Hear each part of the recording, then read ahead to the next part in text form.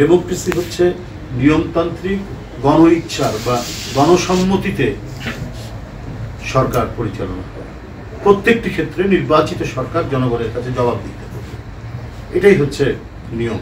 এবং সেখানেও যদি কোনো রাজনৈতিক দল, কোনো সামাজিক বা রাজনৈতিক দল যদি তারা কোনো বিষয়ে সরকারের কোনো সিদ্ধান্ত যদি দ্বিমত পোষণ করেন কিন্তু সেটা বাস্তবায়িত হচ্ছে না, তার জন্য তারা গণতান্ত্রিক নিয়ম পদ্ধতি অনুসরণ করে তারা বিক্ষোভ করতে পারেন, তারা প্লাকার্ড নিয়ে দাঁড়াতে পারেন, তারা নানা ধরনের মানে গণতন্ত্রে স্বীকৃত যে অধিকারগুলো প্রয়োগ করা যায় সেটা।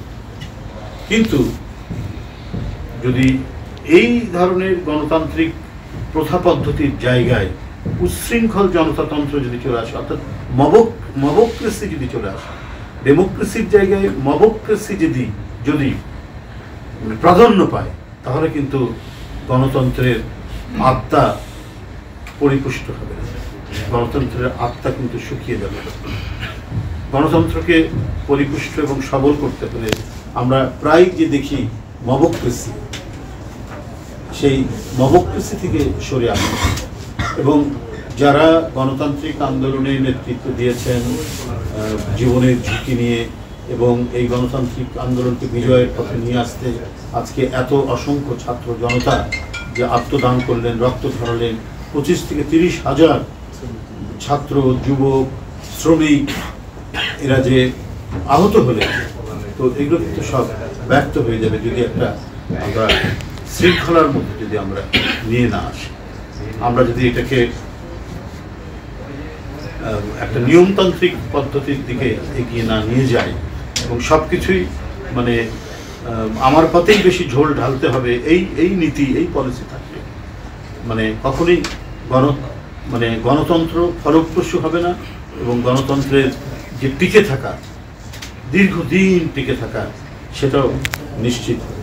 সেই জন্য আমাদেরকে প্রকৃত গণতন্ত্রের যে স্পিরিট, সেই স্পিরিট লালন করে মবক্রেসি থেকে আমাদের সরে আসতে হবে। যাই হোক, আপনারা কষ্ট করে এসেছেন। আপনি যেটা বলছিলেন যে আসলে এই ঘটনাগুলো মনে হচ্ছে পরিকল্পিত, এই ঘটনাগুলো পরিবর্তিত কি এটা আগামী নির্বাচনকে বানচাল করা বা পিছিয়ে দেওয়ার জন্য নানা বিষয় হতে পারে, যেটা বর্তমান অন্তর্বর্তীকালীন সরকার তো হচ্ছে 5ই আগস্টের যে আন্দোলনের যে সফলতা এবং পতিত ফ্যাসিস্টদের পতন, এই পতনের পর এই সরকার একটা হলো যে সরকারকে নানাভাবে ব্যর্থতা করে এবং সরকার যে সমস্ত সংস্কার যে কাজগুলো নিয়েছেন এবং জুলাইয়ের মধ্যে নির্বাচন নিশ্চিত করা, এটার যে স্মুথ প্রক্রিয়া যাচ্ছে, ফেব্রুয়ারিতে যে করা নির্বাচনের ঘোষণা প্রধান উপদেষ্টা দিয়েছেন, সেই সাথে আরো সরকারের যে দৃঢ় আমরা ঘোষণা দেখতে পাচ্ছি ফেব্রুয়ারিতে নির্বাচনের ব্যাপারে, তো সেগুলোকে নানাভাবে বাধাগ্রস্ত করা, সেটা বানচাল করারও পরিকল্পনা থাকতে পারে বলে আমার মনে হয়। কারণ এই যে মানে প্রায় ঘটছে, প্রায় 1-2 দিন পরেই ঘটছে, তো এই ঘটনাটাই শঙ্কিত করে তুলছে গোটা জাতিকে। তো এই কারণেই আপনারা জানেন যে একটি রাষ্ট্র, পার্শ্ববর্তী একটি রাষ্ট্র, যদিও তারা বলছেন যে সরকারি রাষ্ট্র, কিন্তু বাংলাদেশে একটি স্থিতিশীল সরকার আসুক, তারা তাদের কর্মকাণ্ডের মধ্যে দিয়ে কখনোই এটা প্রমাণ করেননি। শেখ হাসিনাকে একটা নির্বাচনহীন অবৈধ সরকারকে তারা সবসময় সমর্থন দিয়েছে। যেমন 2014 সালে কোনো রাজনৈতিক দল নির্বাচনে অংশগ্রহণ করেনি। এরশাদকে নির্বাচনে নেওয়ার জন্য ভারতের কূটনীতিক এসে তাকে কনভিন্স করছে, এটা বিরল ঘটনা।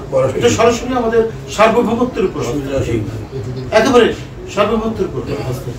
এখানকার মানুষের ইচ্ছা, এখানকার মানুষের আকাঙ্ক্ষা, সে আকাঙ্ক্ষাকে ধারণ না করে, আপনি ধারণ করলেন না সেটা না, কিন্তু অন্য দেশের ইন্টারনাল বিষয় নিয়ে এসে মানে কথা বলা, কনভিন্স করা, হাসিনার যে পাতানো নির্বাচন একেবারে তার সেট করা, সুসজ্জিত নির্বাচনে পাঠানো, এই যে ঘটনাগুলো, এই ঘটনাগুলোর কারণেই এক ধরনের মানুষের মধ্যে শঙ্কা রয়েছে যে আর সকল মানে অধিকাংশই পতিত স্বৈরাচার বা ফ্যাসিস্টরা সব ওই দেশে আশ্রয় পেয়েছে।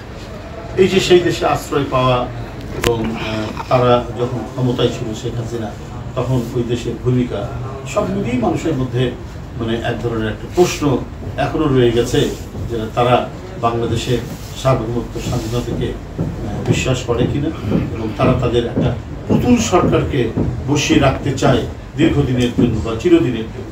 এই আকাঙ্ক্ষা নিয়ে তারা কোনো কাজ করছেন কিনা এটা আজকে মানুষকে ভাবিয়ে তুলেছে। মানুষ এই সাধারণ জনগণের মানে এই জিজ্ঞাসাটা মানে প্রতিদিনই দীর্ঘতর থেকে দীর্ঘতর হচ্ছে।